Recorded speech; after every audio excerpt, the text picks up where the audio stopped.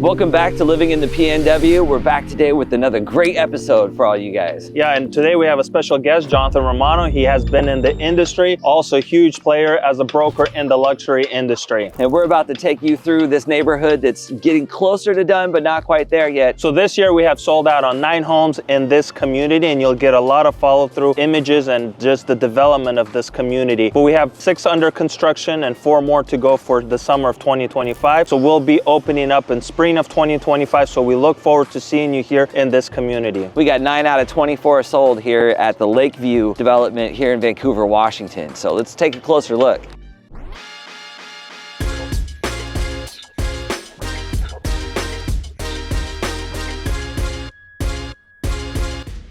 First, I want to say thanks for coming out and joining us today. Really appreciate that. And we'll get into all sorts of stuff about the community, but I want to start at something I know is pretty close to home for you, and that's golf. So people around town, they've heard a rumor there used to be a golf course that's getting turned into a neighborhood. Yeah. So can you tell them a little background on this? Yeah, so this was Lakeview Golf Course, par 3. I have friends that played here for 25 years. Awesome little golf course, but the main reason why, because of this lake. It's an amazing view, so everywhere you're at on this property, you get to see this incredible lake. Yeah, definitely is a lot of courses, they try and have it be scenic. I know there's that one up in Ridgefield where you can see all the mountains and everything, but this one was, rest in peace, literally right next to the lake. So as far as people that are coming to this area, I know a lot of people probably play golf in this neighborhood. Yeah. And I hear you play just a little bit yourself. Every once in a while, I get out, yeah. Every once in a while? Right. Not as much as I'd like. I have 4 kids now, but I do try to get out occasionally. So, okay, so you definitely have the inside information. So for the people that are moving to this area, in your opinion, within like an hour shot in any direction, what are like the top golf courses around here? Well, public, unfortunately, we don't have that many golf courses. You have Tri-Mountain, which is actually in the center of Richfield, and then you have Green Meadows, which is half private, half public, and you have Royal Oaks, which is fully private. Woodland, Lewis River Golf Course, which is a great golf track, but around here is pretty much, I mean, if you're looking at the top golf course, you need to go private, which is Royal Oaks in Vancouver.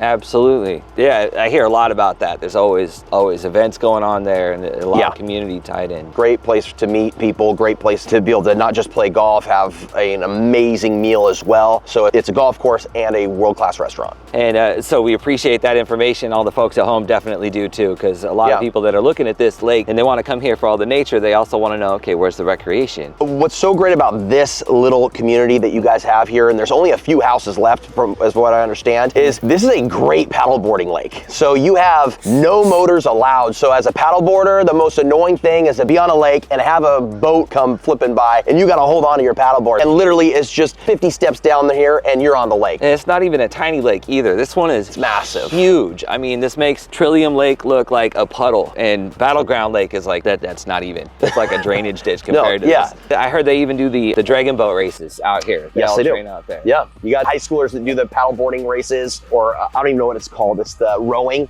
So you have rowing teams out here. It's a great lake to just live next to look at. And if you're a paddleboarder, you can't beat it. Cool. Well, let's take a look around this place. Appreciate the insights. Let's go.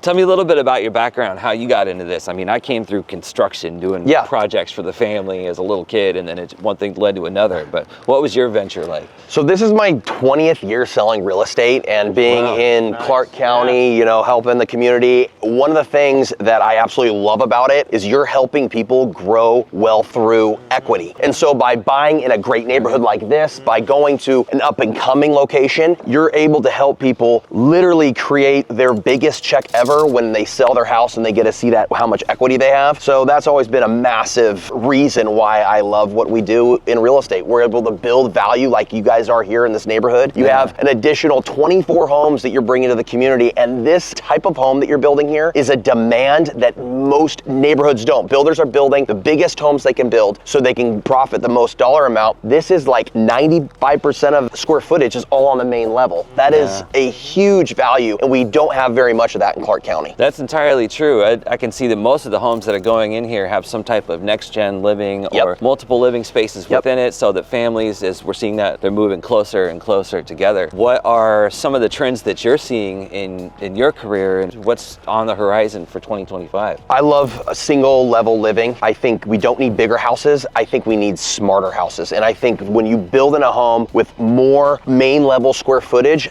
that's much more usable than just having a ton of square footage. So I think we need to see more of that in Clark County. I know know, more smarter builders like you guys are actually starting to do that. And I think when it's all said and done, building in smart locations, not just building wherever you're allowed, but also like, hey, is this a good spot to raise a family? Is this a good spot to retire? And Clark County is one of those counties where we're seeing more people coming than leaving. Yeah. And the people that are coming from wealthier areas so they can afford a little bit more. That's why I really believe people need to get in sooner than later. Don't wait for the spring market. 50% of all of our homes sell in the spring. When you wait for that timeline, you're competing with more people than you'll compete with in the winter time or even like a fall. It's a huge play too, and what's happening here and everywhere. We've got so much new construction here. Yeah. So much, way more than the counties that are closest to us. And what people at home maybe need to know is that this is how you build wealth, is you take dirt and you put a structure on it, and by the time that structure's done, it's worth more than what it cost you to put it up. And then by the time the rest of the neighborhood's done, I mean, how many times have you seen that? What does that play out like for your clients? Yeah, so I always tell people, if you're gonna buy in a neighborhood, get in as soon as you can, because what happens every time you develop a neighborhood, you start with one price and you end with a whole nother. So if you're in at the beginning of that neighborhood, you might go through a little bit of a war zone with construction and everything, but all in all, you're at least getting in with way more equity. And by the time the neighborhood's completed, you'll see 5 to 15% equity just by buying early. That is huge. I mean, off of $1 million home, 5% equity just by the time it's done, that's $50,000 in your pocket. Up to $150,000 just within a year and a half? Yeah. Luxury is different for everybody. Everybody has a different price point and a different thought in mind, but like, I'm not going to buy my first home or my 7th home not thinking I'm not gonna get something that's really luxurious. Even if it's $500,000, hey, there's a luxury in the $500,000 market. There's a luxury in a $5 million, but you don't have to have the $5 million to go do that. So like, it really comes down to builders building with that in mind, thinking of who their client is before they start putting finishes in, and thinking, okay, like, what does my buyer want? Well, guess what? A buyer at $700,000 is gonna be really different than a buyer at $4 or $5 million, but they both can have a luxury aspect to them.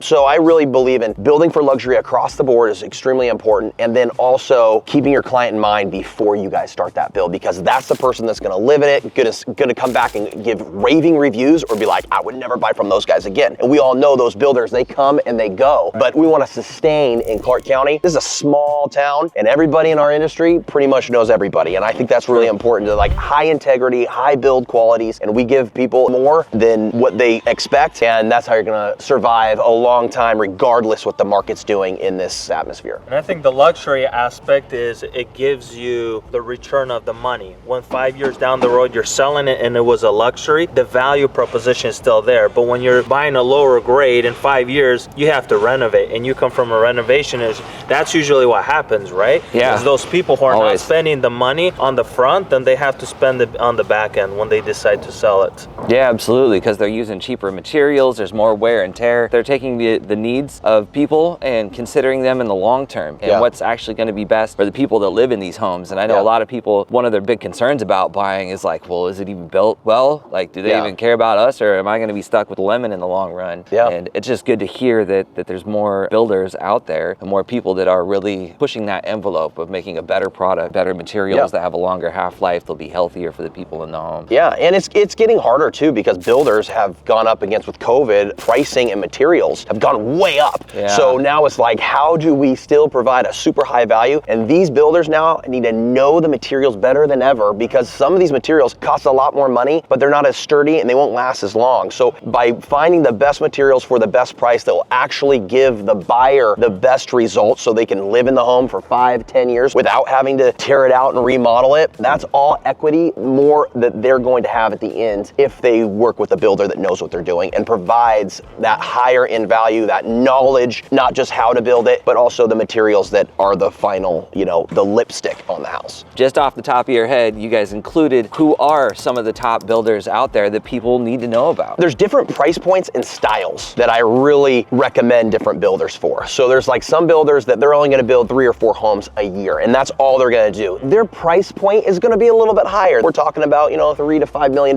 builds, because if they're only going to build a few homes, they have to make enough money for their whole crew, right, for those 3 or 4 homes. And then you have builders that are like, hey, I'm going to do 25 homes. They're looking at a certain price point, and really it comes down to also the dirt, where they're buying, because the price of dirt, depending on where we're at, like if we're in Camas, your dirt prices are going way up. If you're out and about in Woodland, your dirt prices are going way down, so you can build a little bit more of a cheaper home and still get away with it. So it really comes down with working with a really good real estate broker that's been in the industry for a long enough time. They've seen the good builders and they've seen the ones that get cheap, and they work with that broker so they can actually make sure that they're going to be protected, their equity is going to be protected, the materials that they are going to be ultimately living on. This is one of the homes under construction. This should be completed probably towards the end of first quarter of 2025. As you can see, it's framed up, has all the rough ends, and we're definitely working on all the detailed specs. But this is the main floor living, like we talked. It has your master bedroom. I love the double door entry, even though it's like offset, so you don't even see the doors from the living space. This is something that we're seeing a lot more of, and I can already tell in the bathroom, is that they're doing more of the universal design across the board, where it's wider door openings, you have roll-in showers instead of walk-in. A couple of things I notice about this house that a lot of people, and this is where a builder can get cheap and get away with it because most buyers won't pay attention to this, and even unfortunately a lot of brokers won't see this, is you guys have 8-foot doors. Like that just makes the house feel bigger and greater. Even if you're 5 foot tall, you want to have those 8-foot doors because it just makes the house feel bigger and greater. Now, you can't do 8-foot doors if you only have 9-foot ceilings, because then it's like the door's almost up to the ceiling. These are 10-foot ceilings. Right. So like just seeing how big and grand all of this is, that makes a huge difference in just how the home feels. We walk through homes all the time where they're like 2,500 square feet, but they feel like 1,600 square feet.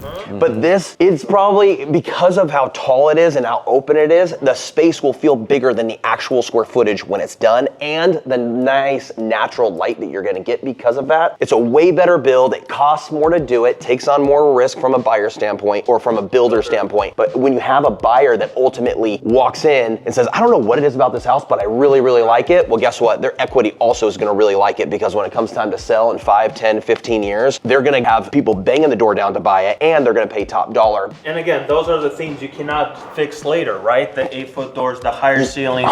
And there's certain things you can't fix later, even if you try to do it as a remodel project. I'm even seeing here in these early stages that they really are building ADA compliance into the place. That's so much more of a concern with the growing population, how many families are living together. Some of them need assisted living situations, and in this type of house, you don't have to move out afterwards. The opening to the windows is low enough. You know, you have things like the roll-in showers, the taller doors, the wider openings. It's the type of place where you can age in place if you choose to. Yeah, and it's not cheap to build like that. No. So like that's a massive different cost. But the thing is, what people need to understand when they're buying a home and they're like, well, this one's more expensive. Yeah, it's a little bit nicer. It's not spending more. You're actually just putting it into equity of your home. Your home becomes a bank account that they get to use later on. You spend a lot more money building these big ranches, but that money you get back times 5 if you're a buyer. These are the details you really want to pay attention to as a buyer, or you want to really make sure your broker is in the game and understands those different value adds, because some things you can spend a lot of money on that don't give you anything. And that's something that folks at home might not even really understand, is that those little nuances in the build process where people do cheap out, that really does end up with a lot less money when it comes time to sell. And the reason you're hearing a lot about equity growth, and a lot of our conversation has been around that, is because Clark County and Southwest Washington is growing. And it's just a simple supply and demand. I mean, if the county is growing,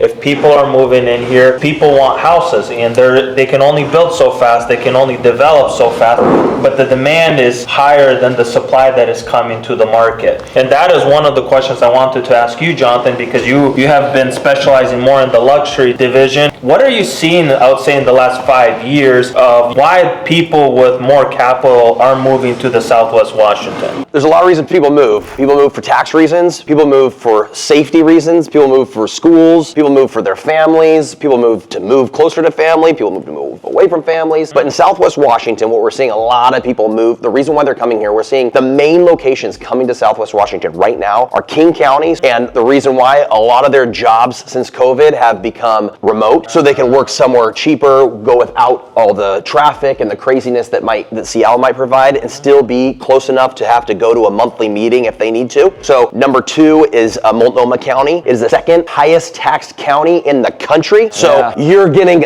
massive tax savings. It's like it's a free mortgage payment by moving here opposed to living in Multnomah County. People are getting out of there. And then what you're seeing is a massive move from LA County and San Francisco County. In San Francisco is one of the most expensive counties in the country. One of the main things that all of those areas have in common, that's Clark County, why they're all moving to Clark County, our real estate is 20 to 40% cheaper depending on which county you're moving from. So they're coming here and seeing our $1 million home, they're like, that's $2 million where I come from. You know, so like the value, it's crazy what prices look like. But when you look at a major metropolitan area up and down the I-5 corridor, we're the cheapest. We're the cheapest. And so like still it's like there's room, unfortunately, I hate to say this for people that are like, it's already too expensive. But guess what? It's not getting any cheaper. And you kind of have to go through multiple cycles to actually start understanding that. And I've been fortunate, started when I was a high schooler, got my real estate license, and was hustling, knocking on for sale by owners. I would beat down every door I possibly could to see if they would want to list with me, you know, and the rule of thumb is, you know, get 99 no's and your yes is right behind the next door. So it's just like you're racing through those no's to get that one yes. But like that's a huge part of what Clark County is. Clark County, there's not a lot of development left. And so like to come in and be able to have like a good, confident broker that's going to be able to steer you through the transaction, make sure you're buying in an area that is up and coming, or what we're seeing more and more of where there's only 24 homes and it's a total gem. Like you're not seeing as many big time subdivisions. Now, Richfield's the fastest growing city, 5 years in a row in the state of Washington, but like at some point the values will start to level out. So you go to certain locations that have pockets and that's where you're going to find the best equity. And like we said, also get in early on these subdivisions. Don't wait for somebody else to pull the trigger, because once they pull the trigger, prices go up a little bit every single time in these subdivisions. So I'm always like early, and that's going to get you the best value, the best deal. I don't know if you know this, but you're a little bit legendary locally. No offense. I mean, you're cool, just another guy like the rest of us, but I got lucky on a deal. Well, okay.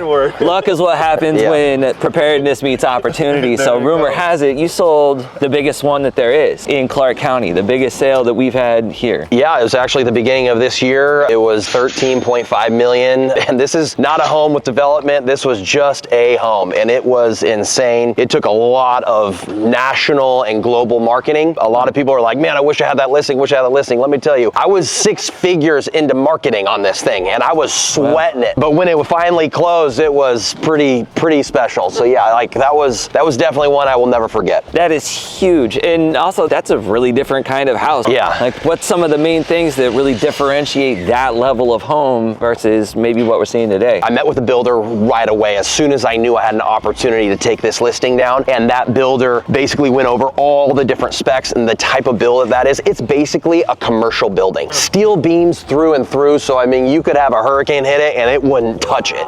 It had 5,500 square feet of pure glass, so completely facing the Columbia River. It had a air filtration system that only one other guy in Washington has. His name is Bill Gates.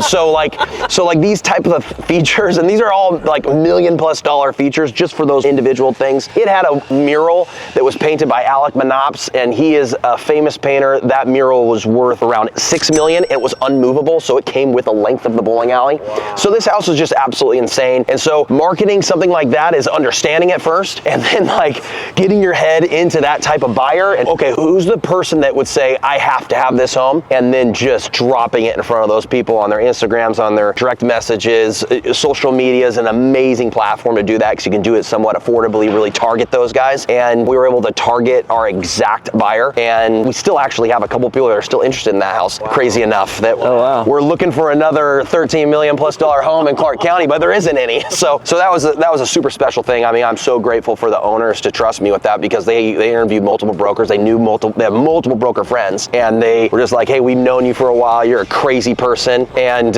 we know it's going to take a crazy person to sell this house. And so they gave me the deal, and I'm super grateful for it. They had a lot of options. Wow. And people moving in, they move in from the middle of the country where it's nice and flat and arid, and they get here and it's just like they can be kayaking in 30 minutes. They can be on their dirt bikes running around in the mountains in 45 minutes. They can be up at Mount Hood on the ski slopes in an hour and a half. This spot is a gem, and there's not a lot of them in Clark County going up in 2025, but if people look and if they're working with the right brokers, they're going to find them. Absolutely. And where are these people coming from? I mean, I'm sure you get them from all over. Yeah, it depends on which market we're going after. A lot of them are coming from, like I mentioned, the King County, the Seattle market. A lot of people are coming down from that market, and it's 25% off real estate. Even with our crazy prices, and everybody's like, oh my gosh, I can't believe what Clark County's done. What they've seen in Seattle over the last 20 years, they're like, their prices are even crazier than ours. So they come here, it looks like a discount, marketing to the LAs, marketing to the San Franciscos. They're living in in multiple places throughout the year. And so what is better than Southwest Washington? If you're only gonna be here for 6 months out of the year, there's no better spot. The weather, the summer is perfect. If you're gonna be here all year, yeah, you gotta get through a little bit of rain, but guess what? It's a 2-hour flight to Palm Springs. It's a 2-hour flight to Vegas. It's an hour or 2.5 hours to Arizona. So like, even though you might get a little bit of rain, like, hey, take off for a week. It costs nothing, and it takes a couple hours. So like, this is a great place to call home. Washington State's still a little bit of a tax haven. So like, it's tough to beat. I love this area. Totally. Plus what, 20 minutes to Portland International Airport? Exactly. So you can be out of here in no time, less time than it takes to cross Seattle. Yeah, exactly. You can be in your